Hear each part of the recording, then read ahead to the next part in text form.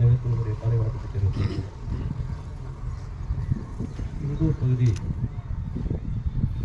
நார்மலாகவே சொல்லுவாங்க தர்மபுரி ஒரு பின்தங்கிய மாவட்டம் என்று. அதிலேயும் பின்தங்கிய பகுதியாக இருக்கக்கூடிய இந்த பகுதி இன்றைக்கு நம்முடைய மாவட்ட தலைவர் மாவட்ட ஆட்சித்தலைவர் அவர்களால் மிக ஒரு முக்கியத்துவம் வாய்ந்த ஒரு பகுதியாக மாறி இருக்கிறது. எனக்கு தெரிந்து நான் ஒரு மாநில அந்தஸ்துள்ள பதவியில் இருந்திருக்கிறேன்.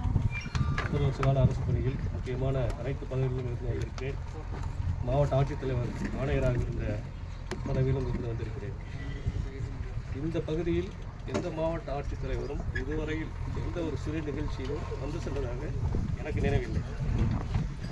அந்த வகையில் இந்த ஒரு பகுதியை தேர்ந்தெடுத்து தம்பி ஆதி ஃபவுண்டேஷன் மூலமாக இந்த ஊருக்கு ஒரு சிறப்பான ஒரு நிகழ்ச்சியை செய்து கொடுக்க வேண்டும். மாவட்ட ஆட்சித்தலைவர்